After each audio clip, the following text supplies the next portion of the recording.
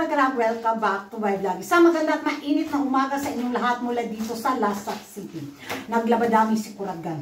Natambakan ako ng labahan, pero habang makikipag-chismisan ako sa inyo, magkuskus din ako dito mga karag-karag para sa pangkabuhayan, showcase to ni Kuragan, para sa ekonomiya, laban. At ito na nga, ang pinag-uusapan ngayon ng mga active na mga chismosa at mga chismosa sa social media na kung saan napanood ko rin to kahapon mga karagag. Itong trending na video sa isa sa mga papageant sa India na kung saan maraming mga chismosa at chismosa.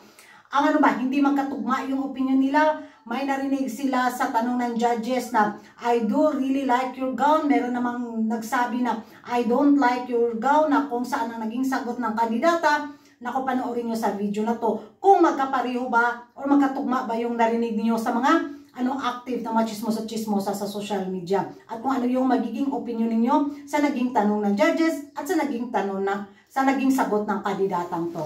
So, watch this. Magkuskus ako sa kunilabhan. Okay, so I really like your gown, so I just want to know who is your fashion icon and why? It's a secret. Ooh. Can you tell me, please? No. Oh my God. That was the question, but okay, I got my answer. I'm sad. Thank you. Thank you so much, contestant number 17. Mga karagdag, narinig na ninyo ang naging tanungan portion sa isang pageant na to. So, ano yung narinig nyo mga karagdag?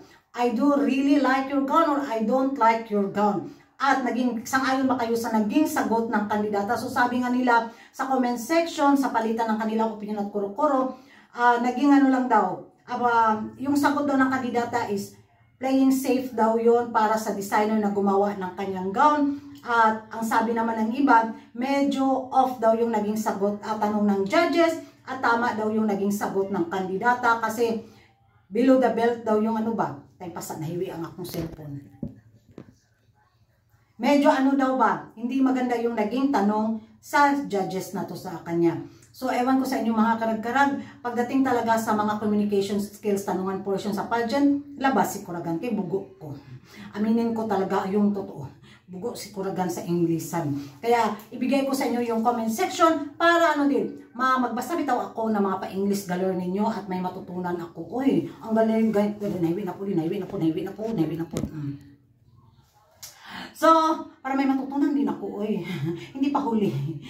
And thank you for watching. See you in my next vlog. Don't forget to like and subscribe. Kuragan Karag. Ang babae lagi nagkarag. Nagkahiwi na dyan akong cellphone. Diyan mo. Bye-bye.